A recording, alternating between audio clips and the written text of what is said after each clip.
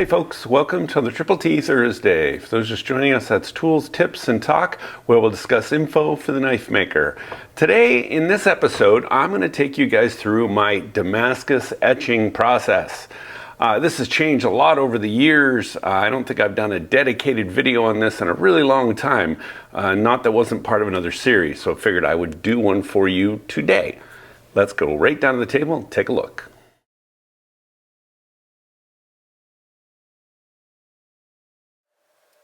Here's what we're going to be etching today. These are a couple Bowie knives. It's actually a matching set. And this is Damascus, twist Damascus with pure nickel with a, I think it's a 1080 core. And they're both pretty much identical. And then I have some twist Damascus guards. So I'll be etching those as well. So let's talk about Damascus etching. The first thing you want to do is hand sand your blades. I've sanded these up to 1,000. You can usually go to 800. For these, I just chose to go to 1,000. Let's talk about what you're going to need. So you're going to need some kind of etchant, whether it's just ferric chloride or gator piss from Baker Forge and Tool. Both will work. If you're planning on doing coffee, it doesn't really matter which one you do. My mix that I use is actually gator piss with a little bit of ferric added to it, just because that's what I had. But if you're not going to do coffee, pure gator piss is probably the best bet.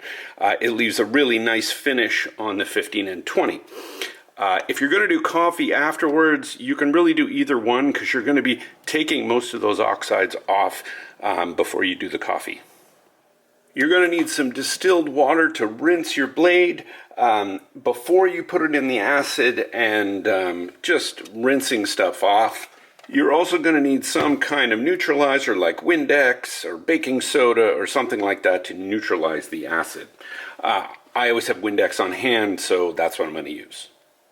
There's many ways to clean the blade, and I've probably tried them all, from brake clean to denatured alcohol, acetone, soapy water. My preference personally is soapy water, basically covering them in Dawn dish soap, cleaning them very, very well. You must get all of that Dawn dish soap off. Then I leave them wet from the sink. I'll come over here and I will rinse them with distilled water and they'll go right in the ferric bath. Make sure you clamp your knives and test the depth before you get this going. Then I like to leave them clamped while I'm washing them.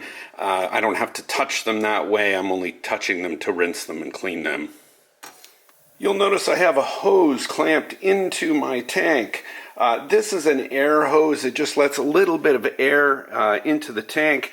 That aeration actually makes the ferric work a little faster, and it breaks the surface tension. So if there's anything like little bits or oil or anything that could be on the surface, it breaks that and makes it flow to the sides.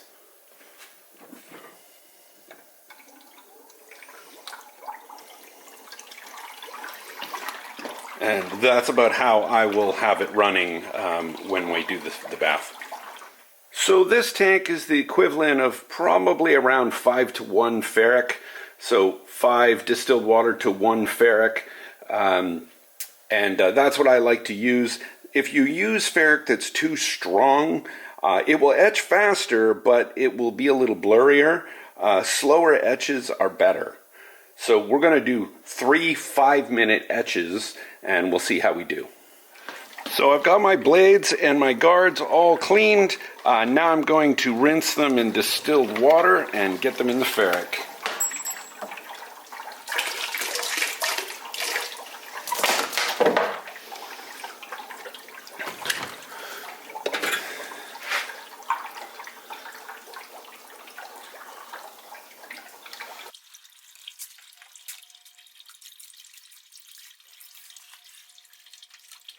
After about a minute, you want to take these out just to check them and make sure that there's no weird spots. I think they're etching just perfectly.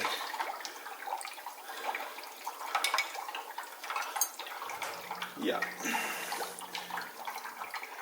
So it's been 5 minutes now. I'm going to take them out in the same order they went in. I'm going to dunk them in water, and then I'm going to spray them with Windex to neutralize the acid.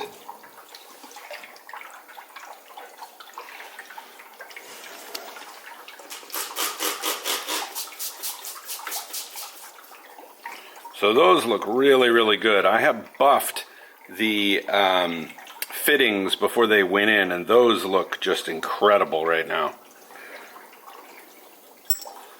So I'm not even too worried about these. I'm going to actually leave these as is for now. They will go back into the ferric to get some depth, but they look incredible.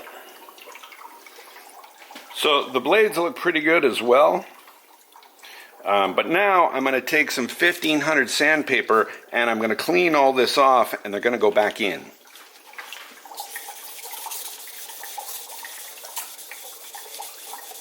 Our second round is done. We're just going to repeat what we did before.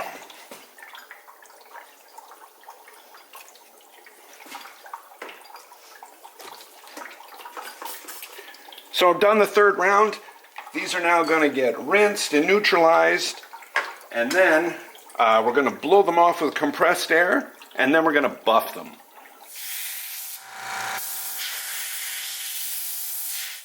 So there's what the knives look like right now. And I know what you're thinking, wow, that looks great. Why don't we just leave it like that?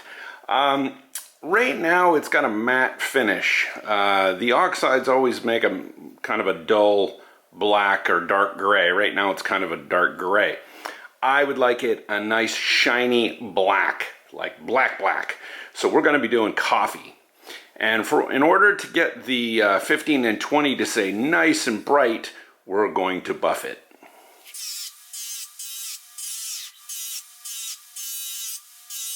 So we're almost ready for our next step, which is coffee. And for this we're going to be using instant coffee, not just instant, any instant coffee. It has to be Nescafe Classico. Don't ask me why. This is the stuff that works.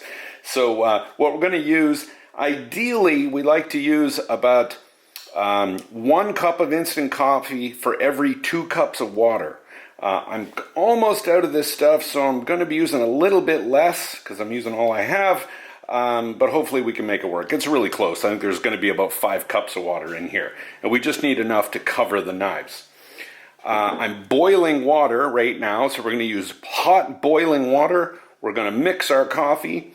And then while it sets up, we're going to go and wash all our knives just like we did before. And then in the coffee they'll go.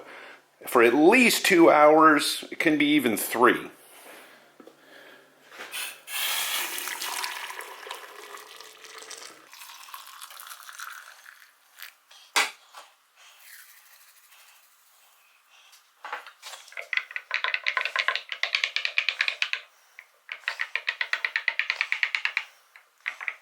Okay, we're ready for coffee. The first thing we're going to do is actually go back into the ferric for about 30 seconds. And that kind of opens up the 1080. I don't know how else to put it. And I'm just going to hold them in there.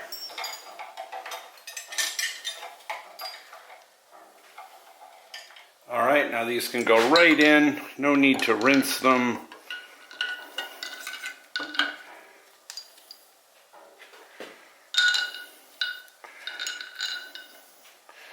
All right, we'll leave those for 2 to 3 hours. We'll come and check on them in a couple hours.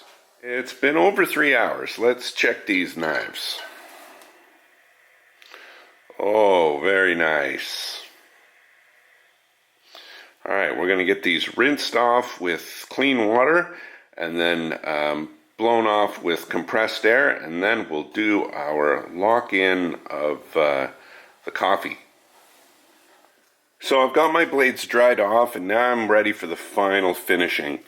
What I've got is a heat gun, some wax, I've got some pelican paste, and what we're just going to do is heat up the blade.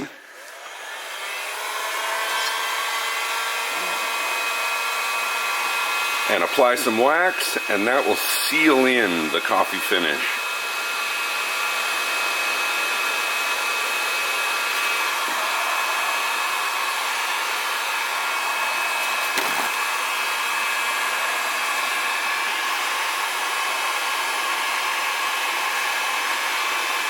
usually just take a little chunk of wax in the paper towel, and don't touch the blade otherwise. I'm just trying to touch it only with the wax. Sometimes I'll melt the wax right on it.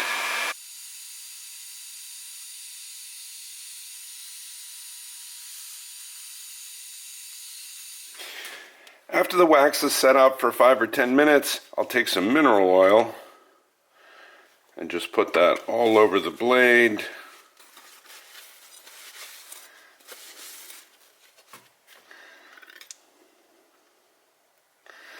And then I'll gently take the wax off. And you'll notice that there's very little black coming off of the cloth. Really, it's just the color of the wax that I'm taking off.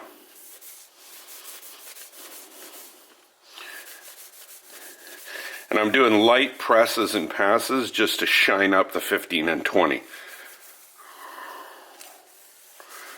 And we're going to shine it up even more with the sunshine cloth after this.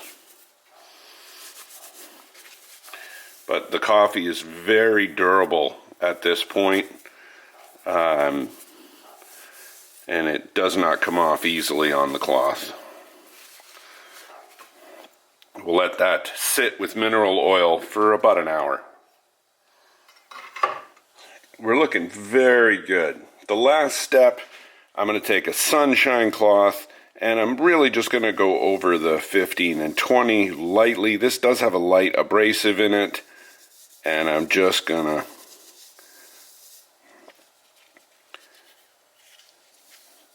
just over the 15 and 20, and this will shine it up. And there we go, folks. Nice high contrast, shiny 15 and 20, and you get that shiny black on the edge, which is very, very durable. Alright, hope this helps you guys out. Thanks for watching. See you on the next one.